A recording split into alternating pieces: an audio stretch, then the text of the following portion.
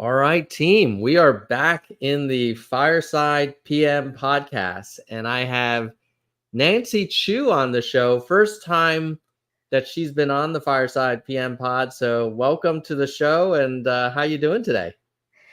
Thank you so much, Tom, for having me here today.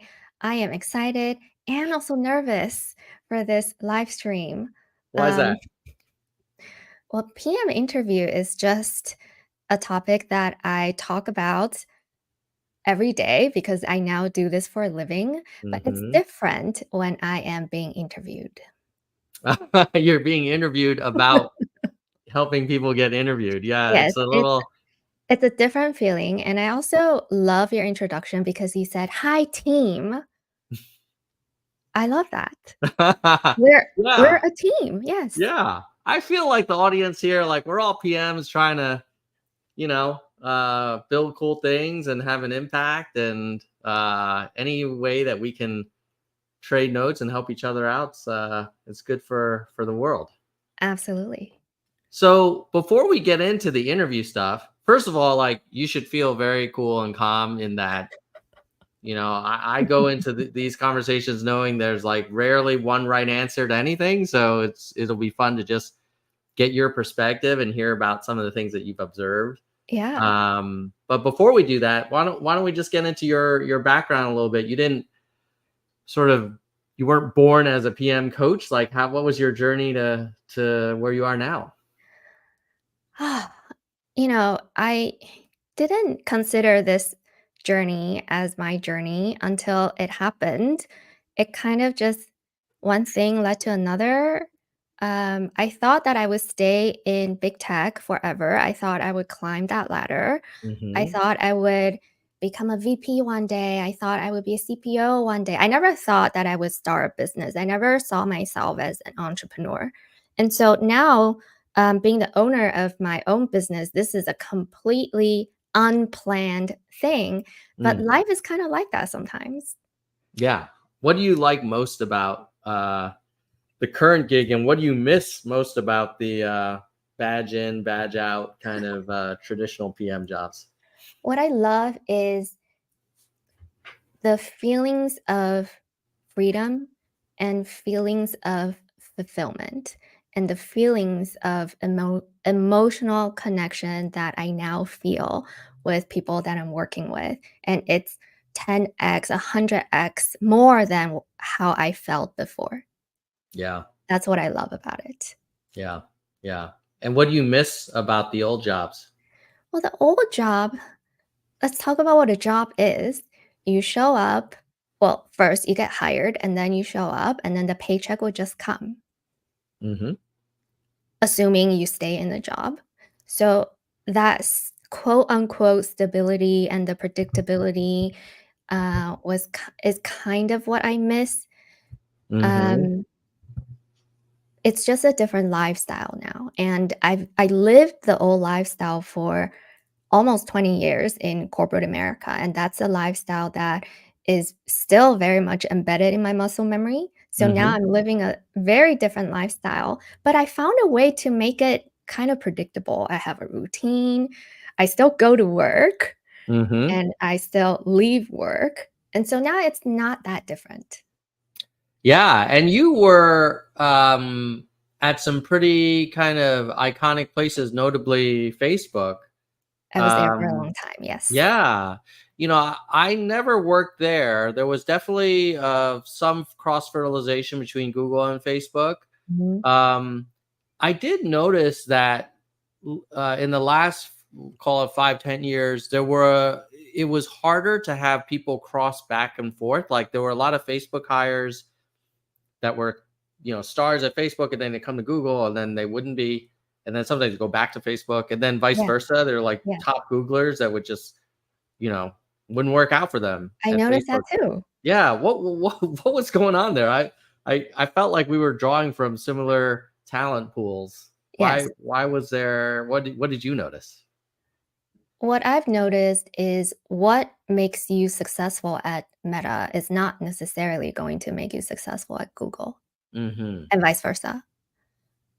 There's a different game that you have to play because it's a different system. And Google is also a lot bigger. Mm. And so if you were at Meta in the earlier days, and then you go to Google thinking that it's similar, and then you'll notice that it's very different. Yeah. How would you describe the the sort of biggest drivers of PM career success at Meta from what you observed? Well, at Meta, so success is defined commonly by your performance evaluation. Mhm. That's kind of part of the culture that is very deeply ingrained and deeply embedded in how people operate. And so if your PSE or if your performance evaluation isn't like exceeding expectation, you wouldn't really feel like you have achieved success, even though HR and leadership and everyone says meets all expectation is really good because we have a Mhm. very high bar, but no one feels that way. Mhm. Well, okay, maybe not no one, never say never, but a lot of people would just continue to try to exceed every single time. And in fact, I was there for 6 years, and probably around the fourth year, I got tired of it. Mhm. And then I was transitioning from one team to another, and I was doing a knowledge transfer to the new PM. And I was telling the new PM, I think if you do this, the team will have meets all expectations. And then Mhm. the new PM comes in and they said, "Oh, but that's not good enough." And then I said, "You just wait. You will know that actually just meeting all their expectations can still feel very good." Mm. Yeah. And is your impression that that desire to always exceed was different than what you noticed, let's say, with the Googlers that showed up at Meta after? Like, did you feel like they were more okay with meets? I don't know that, but I Mm. know at least when I was at Meta, the performance evaluation was every 6 months. And so Mm. coming from Google, where the evaluation is 1 year, now at Meta, it's 1 year, but back then Mhm. it was every 6 months and it was very formal. Yeah. The vibe is very different, kind of shooting for the 6-month mark versus knowing that you have 1 year to show impact. Yeah. Yeah. I mean, I can't it could be that the 2 companies are not maybe they're not that dissimilar, except that they're on different phases of their kind of like maturation cycle. Yeah. Um, what I remember from observing Meta kind of immigrants into Google Love that. was that they're definitely like really confident, very uh you know, fast communicators. Hmm. And whereas I think the Google style is a little bit more, maybe a little more laid back, a little bit less kind of um, aggressive. And I'm I can see curious, that. like, is that something that's like rewarded at Meta, where it's like, hey, you really want to know, like, this is where we're going, like, we're gonna Mhm. do it, like, this is the right call, let's do it. Versus like if you're at Google, it's like, hey, look, we could do this a few ways. Like, I think we should go this way. Let's talk about the alternatives, da da da. Or maybe that was just I'm only looking at a few data points. I might have It just depends on where the PM is in their career and um, in the goals that they have set for themselves. If they are in the mindset of I'm going to get promoted as fast as I can, they're always trying to prove that they're already operating at the next level. And mm, that is very embedded in their day-to-day behavior. So what does mm, operating at the next level mean? You're going to show up and you're going to direct the team. But how yeah, do you direct? It's not super relaxed, right? yeah, You're gonna show up yeah, at the next level. yeah. That makes sense. Yeah. So now when you put it that way, and I think about the people I interacted with, they were directors, but they were kind of acting like VPs. And now I'm like, oh, There okay. you go. Now that you mention it, it's like, well, yeah, maybe that's what they thought they were supposed to Yes. do. Yes. Yeah, and more power to them. So let's talk about the interview process. Mhm. What when you got your job at Mm. Meta, what was that process like for you, and what do you think led to you having getting an offer? I would say it was not a good performance per se. Um, I see interviews as performance, and that's Hmm. because I used to compete in piano, and so I had a lot of performances just growing up. Hmm. And preparing for the interview is very similar to preparing for a piano competition. You put in the time, you put in the reps, but that's not enough because there's the whole stage presence and Mm, then your mindset leading up to it. And then if you know that you are playing a long piece and it's going to take physical effort because energy is not infinite, you're going to run out of energy. So at the end of the performance, if the piece still requires a lot of energy where it's very loud or very fast, you actually need to prepare for the ending of the piece a lot more than the beginning. mm. And that's because you have to still perform with lower level of energy. And so I see that being mirrored back in the PM or just any job interview situation. If you're interviewing for a long, basically back to back to back, you actually want to put more emphasis at the end of the day.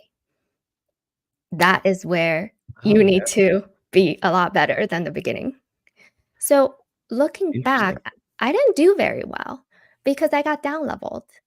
Mm, But the whole vibe that I I basically forgot how to compete even though I grew up as a competitive musician. How mm, you compete has a lot to do with how you visualize success. Like you see this when you interview athletes. They do a lot of visualization and they get their mind in a very healthy state. But my mindset at the time was not very healthy. And that's because I have failed that interview at least twice before. And so I was going in real in a very needy energy about it, as in I yeah. really need to pass because I failed this so many times before. I need to prove to myself Yeah. that I deserve to be a Facebook PM. And so Hmm. there was this neediness energy to it, which means I didn't get to truly shine because I was so needy about it. Versus the interview. So after Facebook, I joined Roku. The way I prepped for Roku was very, very different from the way I prepped for the Facebook interview. When I prepped for Roku, I was back in a more neutral state, as in Hmm. I'm going to visualize what success feels like in my body. I really believe that I could be successful in this role, and I see myself doing the job. I see myself just thriving, and that was the energy behind the Roku interview, which is completely different from the Meta interview. Yeah, that reminds me of my early career interviews. So out of undergrad, I really wanted to work at Bain, the consulting firm. And I mean, I would dream about getting Mhm. that job offer and whatever. And I they interviewed on campus, and I blew the interview. Like I just was got so into my own head Yeah. that you get to when you're really screwed when you can hear yourself talking. And you can kind of like you're doing this outer body experience. You're not like in the moment, you're not in Yeah. the pocket. Yeah. So uh totally, like that was one of those interviews where I knew like I'm not getting a call back even before the interview is over. And then years later, uh in grad school, I interviewed them, and I actually didn't even prepare because I had already decided I was going to go to Microsoft. Mm. And I think I might have even had the offer by then, or I just really wanted to go there. I don't didn't wasn't sure if I'd go to Bain, but I was like, oh, I'll interview with them. And because I wasn't needy and Mhm. I wasn't like getting into my own head about it, I was just able to be totally relaxed. You're just being Tom. I guess so. And the partner, at the end of the interview, he said, wow, this was the best interview of the day. I have to ask you, did somebody give you the case details? And I was like, no, no, they didn't, and it was great. And I think it goes to show you how, yes, for PM interviews or any kind of interviews, you want to have the material, you want to know the Mhm. frameworks and be prepared. At the same time, like, you've got to be mentally comfortable Mhm. and at peace and centered and Yes. authentic. And there is a continuum because I've seen people do the opposite too, the other end of the spectrum, where at the end of the interview, you're like, I don't think they want to work here. Like, I didn't feel any enthusiasm for this role whatsoever. Right. And who knows? You never know. Maybe they were like overcompensating and trying to like act like they didn't care. Right. But I was, you write in the review like, I don't think Google's the right place for them. They seem like they don't want to be here. So it is like that balance, Mhm. right? You don't want to be too needy, but you don't want to play too hard to get either. That's right. That's Yeah. yes. So for the Roku preparation, what did you do for that one? Because that one sounds like it was a much better experience. Like, how did Mhm. you approach it differently? Well, I still put in a lot of time. I took Mm, time off from work to prepare for Roku. mm, So it was not something that I could do just at night or on the weekends. What did I do differently? I really took the time to understand or try to understand what delightful experiences meant because that was a team that I was interviewing for. It was a mhm. team that was focusing on delight. Now, that is a very foreign concept coming from Facebook. Facebook is about engagement, right? Sessions. Mhm. Right? So now you're starting to think about delight. It's like, what? What is that? So I spent a long time trying to just think back in the projects that I worked on and how I made it more delightful. And I Mhm. pulled out those experiences into the presentation that I needed to give. But it was, for me, I needed to package all the different case studies into a cohesive story. Now, one of the values that I really love about Meta is the concept of shipping love. And so when I introduced myself in the beginning of the presentation, I started off by saying, I really believe in shipping love Mm, because at the end of the day, that's what connects people. And that's what life is about. It's about connections and we're social animals. We can't live without connection. And that how do we show that through technology? Well, we have to try our best to ship love, which would then lead to this connective feeling. So I started my introduction by kind of introducing this concept of shipping love, which is a common concept at Meta, but not very common at Roku. And then I said, here's a project that I worked on. And I really picked out the pieces where I felt like this is where I showed love and this is how I did it. Even though on the surface, that product that I talked about in my presentation didn't really have high engagement. But I was able to tell a story about how love is presented in terms of technology. And then the third part of the presentation is, well, pick a product and then how would you improve it? So mhm. then I picked a different product. And again, I weave that topic through the second case study. Like this is how I would show love because when I think about what love means, it would lead to naturally it would lead to a more delightful experience. It would turn this experience from something that's kind of transactional and something that hooks you in to one where you actually feel delighted to use. So it for me that experience of preparing for Roku was very enjoyable for me. I really enjoy doing the take home. study. Yeah. Well, clearly they must have felt the same way because you ended up working there. Mhm. You mentioned two things that I wanted to double click into. The first is that you took a little time off and you like kind of dedicated time to prepare. Mhm. And then the second was that part of the process involved a presentation to a group of people. Yeah. So let's talk about the first one. Is that your advice to job seekers? That hey, if you really want to unlock new opportunities, you can't just close your tab from your day job and then jump into an interview and wing it. Like how what's the right level of preparation that you advise PMs to do? You might hate my answer because it's going to sound like a politician, which is it depends. Hmm. It depends on your energy level. It depends on whether you have the mental space at the end of the day to take on a new project. Now, for me, I'm a busy mom. I'm also the primary parent. There's no way I could have enough energy to take on a new project after work. Also, work was very draining. And so I just didn't have enough energy.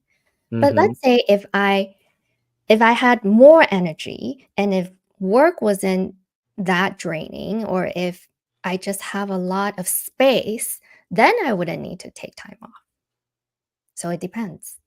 Yeah. So, okay, there could be people out there saying, "Hey, I am in a back-to-back meeting, always putting out fires, like super draining thing. That's why I'm looking for new things." Mhm. Um, and they may say, like, "I definitely don't have the energy to think of this as like a full-on project. I can hop on Yeah. a call. The full-on project, suggests a lot of research, preparation, planning." Now that's a tough situation for someone because either I guess they could take some vacation time and do that. But Mhm. sometimes these processes, can take place over several weeks. So it's not like, Especially at Google. yeah. So yeah, that's right. Famously, yeah, they could take forever. Yeah. So what advice do you have for people who are like, I hear you, I need the energy for the project. I'm in a job where I don't have that energy, but that's Oh, why I want to think about new things. right.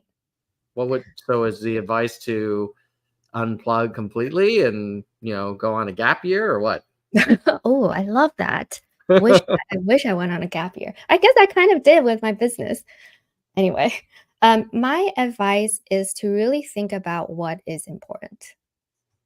Is staying in the current job and still continue to perform and exceed expectations and beat all the metric goals, is Mhm. that very, very important? Or is looking for a new project, looking for a new role more important? Because at the end of the day, we're operating on finite resources, whether it's time or energy. And so it's like an allocation exercise. How much Mhm. time and how much effort would you like to dedicate and allocate to all the things that are going on in your life right now? It's finite, it's not infinite. Yeah. Yeah, I would also compare it to maybe going up for promo, and a lot of people will spend, like, weekends working, Mhm. on their promo packet and all the Yeah, artifacts and da da yeah. da. It's like, well, you have to surge to do it, but you could think of looking at other roles and other companies similarly. Mhm. Um, it's probably not something you want to do for a long time, but you have to be prepared Yes. to kind of put that extra energy in, and it might come at the expense of this perf period's review because you're not going to be putting 110% into the day Right. job, That's right. and that's a trade-off. Yes, it's a trade-off. Yeah. What do you think when you work with people now who are in that situation and they're talking to other companies and they want to Mhm. get ready for interviews? What do you think is like the hardest thing, in addition to carving out time and making sure they have enough like energy and bandwidth for it? What else do they struggle with that you've seen? A lot of people struggle with fear. They struggle with this market being so bad. The numbers are against me. There are so many candidates out there. It's going to take me a long time. And they create this image of a very scary thing that may or may not happen. And so part of it is, so for me, it's very similar to preparing for a competition. What stories are you going to tell yourself that will set you up for success when you go into a competition and you have to perform? It's not going to be helpful if you continue to tell yourself that there's so many people out there, it's going to be so scary, it's going to be a long road ahead. Like all of these are very negative stories that won't really help your performance. So part of the work is recognize how our brains are wired. Our brains are wired for survival. And so when there is danger in the environment, our amygdalas kick in and then it will start to say, that's not safe. That's not safe. Like, don't go there. Stay where you are, where it is safe. But that's not necessarily the case. All starts with the stories that you tell yourself. And given that we're now in 2024 and you alluded to the market is tougher for talent, um, can you share like what should people expect if they're like, hey, I'm in a job that I want to make a change, or maybe they're not in a job anymore and they want to look for their next job? Mhm. Like, how long should they expect? Like, how many conversations do they typically should they expect to have? Because I've worked with folks recently who are like, this is very weird. Like, I used to be beating off these recruiters with a stick, and now it's not like that anymore. What are you seeing out there? Well, what I see is, okay, I'm gonna talk about my belief system, which is kind of different. So I'm Okay. gonna start by telling you a story. I was thinking of moving to Vegas from Bay Area not that long Mm, ago, about 6 months ago. I was very serious about it just because I get to live in a much nicer house in Vegas, right? And at that time, it was a very scary thought because I didn't know anyone in Vegas, didn't know anyone who moved there, didn't know anyone who was from there, just didn't know anyone. But mhm, after I started to consider moving to Vegas, then I started to find out that, oh, someone in my circle is from Vegas, or someone in my circle has a rental property in Vegas and they go there all the time, or someone in my circle was there and now they're here, but they're going back again in the future. And now these things started to surface itself that, oh my gosh, I do know people who are kind of connected to Vegas. I just didn't see them before. mhm. Now, why do you think that is? Why do you think you started noticing these Mhm. connections, but you didn't see them before? Yeah, but they have always existed in my Yeah. circle. I mean, I think there is some psychological thing Mhm. where when your mind is interested in a certain topic, you will retain it, and Yes. and other times you don't. Maybe you only have so much capacity. Um, but that'd be my I don't That's know. exactly it. It's the Yeah. self-fulfilling prophecy.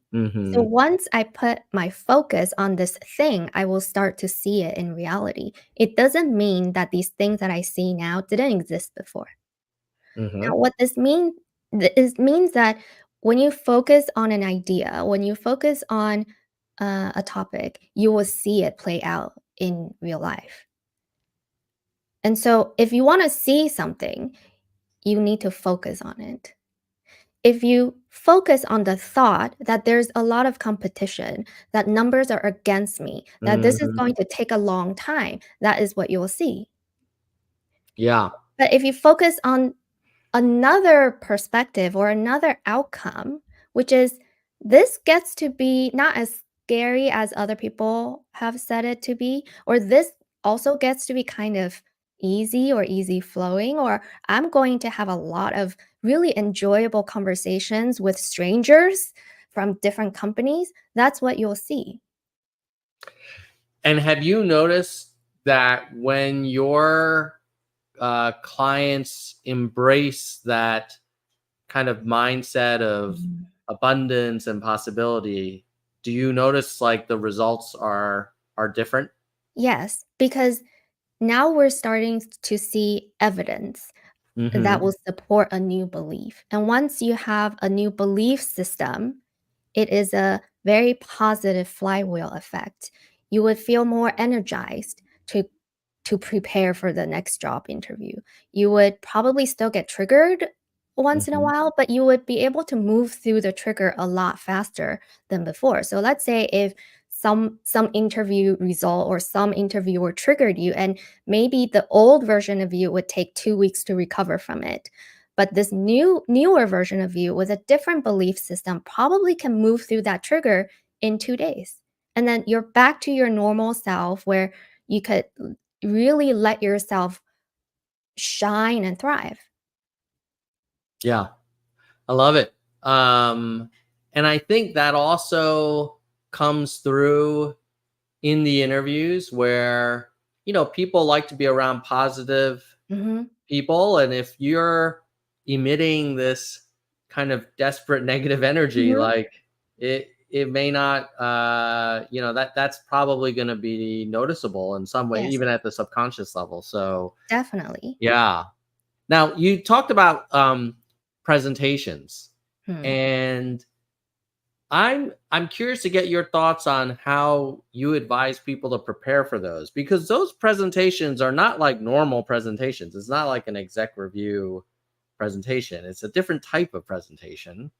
When you're being invited to, in your case, talk about, delightful products. That's not a typical meta meeting. It's not that different. Really? Oh, Yeah. interesting. I So actually say more thought it about that. was well, I reported into a VP who recognized me for my effort in presentations because I enjoyed storytelling, and also I was mentored and I was coached on storytelling specifically to prepare for my very first presentation for this VP. And so from that experience, I learned that, oh, storytelling really works on this guy. And so I became very serious about telling stories in every single VP presentation situation. And so it's part of my muscle memory to Mm, try to always tell stories. And the way this VP operates is that he doesn't really like to read a lot, especially on slides. And this was when we were in person. So it's not a mhm, remote situation where you're just reading the screen. So in a room, you don't want to be staring at the TV and reading a bunch of words. And so mhm, I learned a way to have minimal words on my slides and just have vivid imagery or uh, compelling graphs to convey a message that I wanted him to hear. And so the way I prepared for the Roku presentation to me was very, very similar to a mm. VP presentation.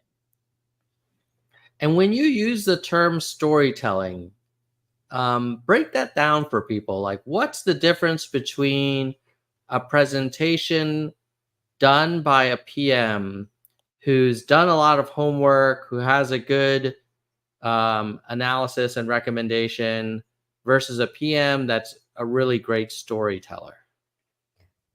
A great storyteller is someone who inspires action. A very great PM who's done a lot of research is the expert in the area who may or may not be very good at inspiring action. Mm, And so we can answer this question by looking at what it means to inspire people. It's not yeah. necessarily in the data. If that's the case, everyone will be drinking a lot of water and everyone would be exercising because data shows that you should drink water and data shows that you should exercise, but not everyone does that. And so data alone does not equal inspiration.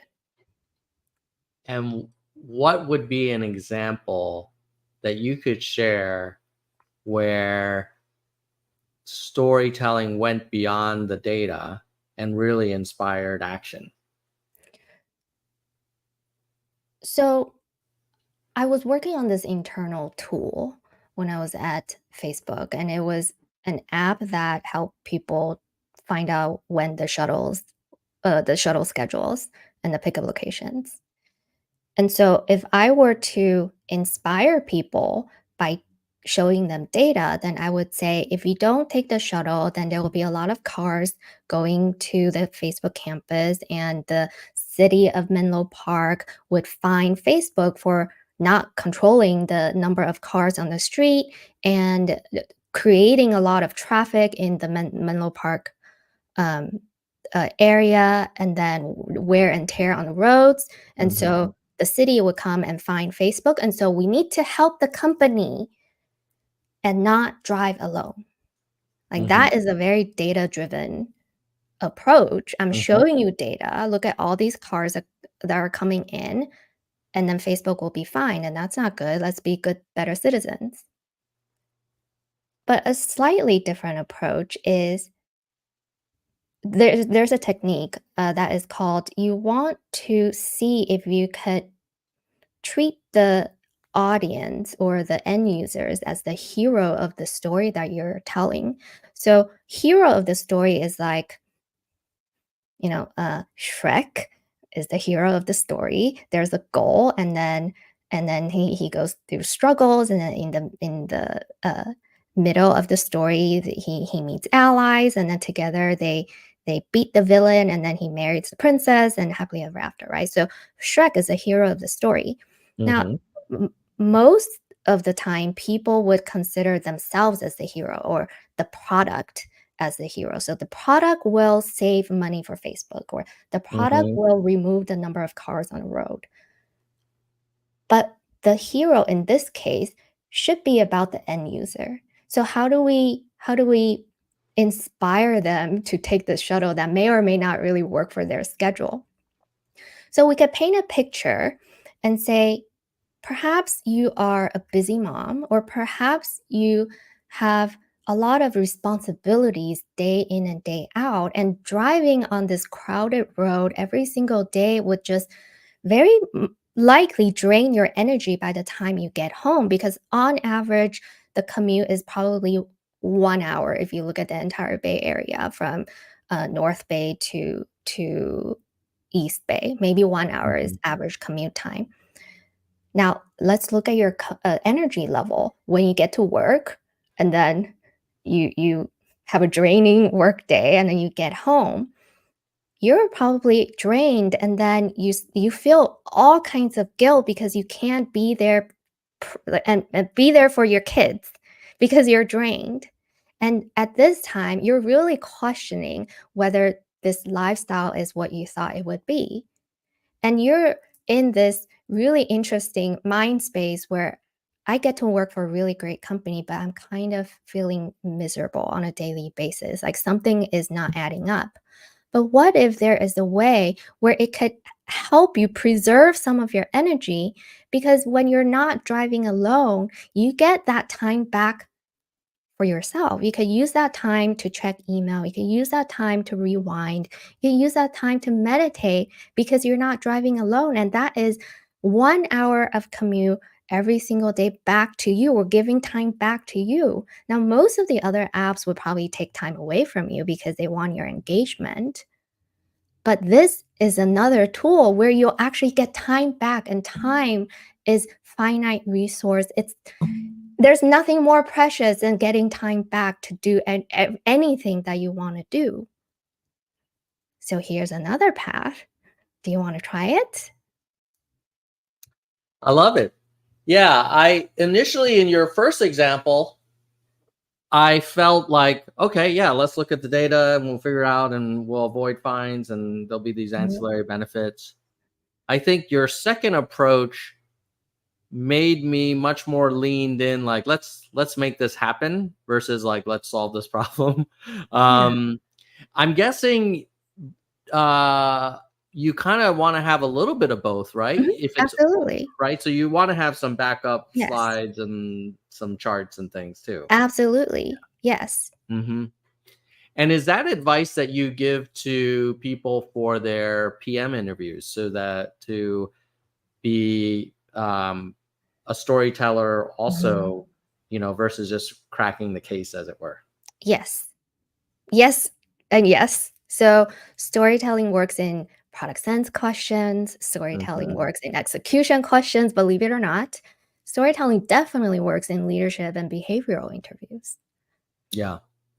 Yeah, and I think one of the things that you demonstrated was when you can bring the audience in, and when they can kind of feel that frustration of driving an hour on the 101, or feeling Mhm. like you're drained by the time you get home and wanting to have more agency, um, it just hits a little different It's than different. like, oh, here's our expected number of cars on the road, and at this Yes. rate we'll be out of parking spaces, whatever, which is also Yes. true.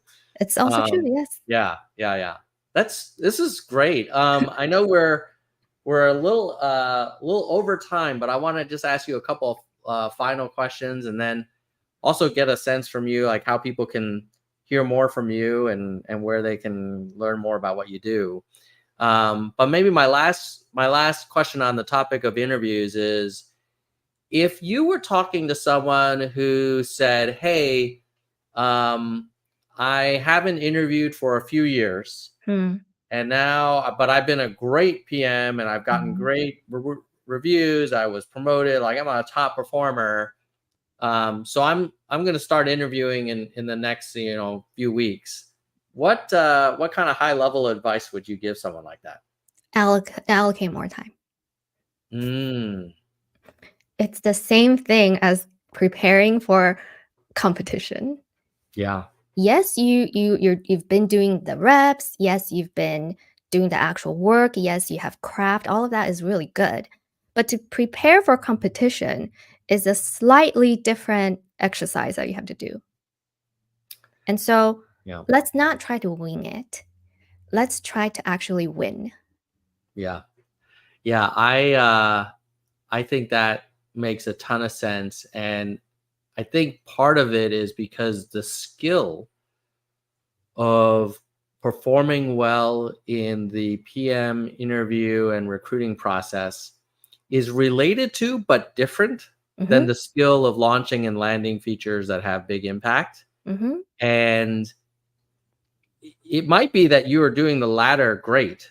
Hmm. It does not mean that you can walk in and do the former as good. In fact, most likely you'll have to bring out some muscles that you haven't used in a while. That's exactly it. Yeah, and you definitely will need some reps, because your first few will probably not go Hmm. as well as your last, as your third or fourth. Um, Yeah. So in a piano competition setting, just knowing how to play the piece is not 100% of the prep. Part of the mm, prep is, how do you know how to walk on stage? mm, Like, where are you going to walk? And where are you going to bow? And how far is the walk from the end of the stage to the piano? And then what happens if your hands get sweaty in the middle of your performance? Like, there's all these things that are not really applicable when you're just practicing how to play the instrument. There's the performance aspect of it that is an add on. And an interview is a performance. And so, how do you show up the best you can? How do you show a screen and go through a case study and think and type at the same time? Like, you don't really do that on a day to day. But yeah, interview is different. It requires a different set of muscles, like you said, that's not typically used on a day to day. So we have to exercise those muscles. 100%. Well, Nancy, how can people get more advice and learn more about you and benefit more from your observations and insights? Thank you for asking the question. Yeah. You can find me on LinkedIn/Nancy True. I host monthly community roundtables to help out the community, and they're free and open to anyone who wants to prepare for PM interviews. The next one is next week, right? 28th. Yeah, next week. So that will be the I would say the next opportunity to come and meet other people in the community if you're up for it. Love it. And where can they sign up? How do they find out about the community events? Follow me on LinkedIn and I will create Mhm. a post. Sounds great. Wonderful. Anything else you want to share before we wrap up? I want to say at the end of the day, the interview is a conversation. It's not it's nothing more than a conversation. And there's two types of conversations. Either the type that wants you that makes you want to have more conversations, or the type where you kind of just want to stop talking to the person. And so that is the mindset we should have going into an interview setting. How do you have a great conversation with someone? You're meeting another human being.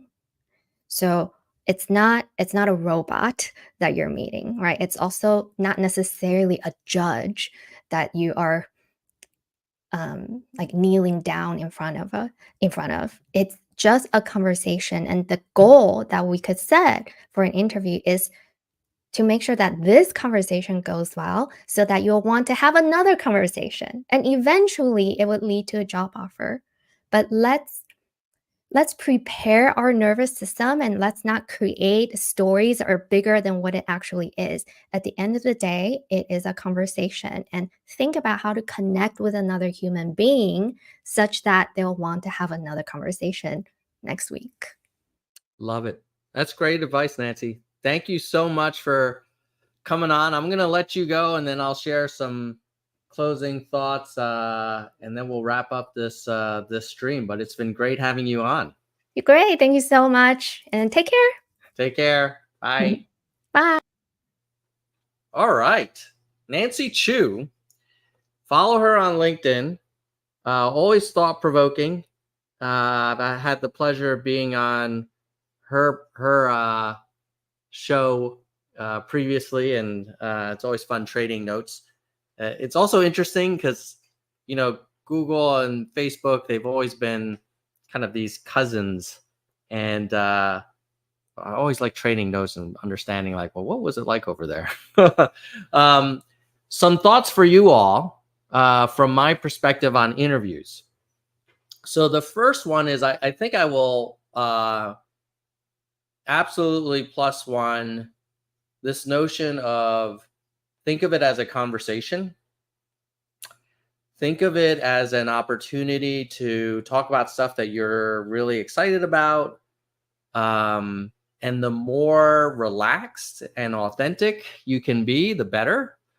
I've definitely interviewed people where they're kind of saying all the right things, but we're just not connecting because they're like, oh, give me a question. Let me solve this puzzle for you. And those are the folks that I think often will get the leading higher rating, which is like, they're great. But the ones that'll get the higher or the strong higher are the ones where they do all of that and you feel the connection and you feel like we're having a conversation and you feel like the person's like really present and they're not like in their head going through their 5-point checklist on how to answer this typical product review question or product interview question. So definitely plus one on the conversation part. I think the second thing is the biggest misconception I've seen is people don't carve out enough time and bandwidth, which I think Nancy rightfully pointed out at the beginning of our dialogue, where it's think of it as like I don't know if it's a second job, but it's like putting together a promo packet, going up for promo, or launching a big product. Like it's gonna take evening and weekend hours, and it probably will come at the expense of other things. And in this market, you're gonna have to be ready to do it for easily many months, maybe many quarters. It's August. They're gonna cut rates hopefully in a year, not a year, at the end of this year. So maybe the economy will come back in a bigger way, but it's gonna take a while to absorb a lot of talent that's in the market right now. There's also like the potential little bit of a reckoning for all of the AI kind of seed funded companies that need to really show some revenue now and may not have as much Series A kind of activity given the number of seed companies that are floating around. So that means there's going to be more talent in the market. So just be ready, be ready to kind of put some time in. I was coaching someone earlier this week and they're like, oh, I'm kind of 8 out of 10 in my current role. Like I'm pretty happy, but I do know I want to make a change. And so I told them like, it could take 6 to 12 months, even though you're happy and you don't need to make a big change. So you're not going to be super desperate. But there's just a lot of great people in the market. And if you're a hiring manager, you can kind of name your requirements and there's someone out there that meets them. So that's point 2, carve out the time. And maybe point 3 in terms of the actual PM interviews, I would say the biggest difference when I'm actually doing an interview and someone's like, oh, Nancy say, hey, didn't know you stay on there. I don't do it all the time, Nancy, but I do it like half the time. Part of it, I feel bad making the guests sit through me kind of pontificating since, the primary point of the interview is for the guests to talk. So this is just kind of my wrap up, like kind of the after show takeaway. So the third one is be ready for the follow-up questions. So people are usually really good about, oh, well, let me tell you about a time I did this and blah, blah. And then I'll be like, okay, what was like a really hard decision you had to make in that launch or whatever, or that product? And then they'll say, well, it was this. And then I'll want to go a little deeper. And I say, okay, now tell me about the alternatives that you thought about. I would have thought you would have gone in this other direction. And the great interviewees, like they've lived that project and they know exactly what all the pros and cons are around these alternatives, and they'll be able to speak to it. And the okay interviewees, you kind of see like, oh no, they kind of have their 5 bullet points, but they can't go into the 3 sub bullets per 5. And that's a pain because you're like, what? I got to have 15 sub bullets ready. It's like, yeah, you kind of do. And it's unlikely that all of them will come up, but probably 1 or 2 will. And you want to be ready. And then that kind of reinforces the point about the need to kind of prepare because it takes time. So those are my closing thoughts. I have a lightning webinar on Maven scheduled for September 6th. I think it's the 6th. Yeah. And it's going to be about AI product strategy. And we're going to break down a HBS case around a major bank that implemented a bunch of Gen AI end of 23, early 24 around personalization and improved customer experience. And then they also implemented some AI around back office kind of efficiency. And we're going to look into it together to figure out like, okay, what are the trade-offs that are being made here? What are the risks that are being contemplated? How does this fit into the bank's longer term strategy? What's the internal organizational approach to incubating these kinds of things? So I am a huge fan of the case method and getting into specific examples that we can kind of unpack together. So if that's of interest to you, you can sign up on, I should probably, it's on, my main class is on maven.com/Tom L, which is there. And then the lightning, I'll put it in a link in the description below. And then you can just follow me on LinkedIn. I think I already posted something on LinkedIn about it as well. So check it out if you're interested. And then if you need any one-on-one coaching, or lately I've been doing a bunch of team coaching, which has been fun, where I'm working with like a whole group of people in the same company. Hit me up and we can talk more about it. But in the meantime, have a great rest of your week and hopefully have an amazing weekend. And after that, let's get back to work. See ya.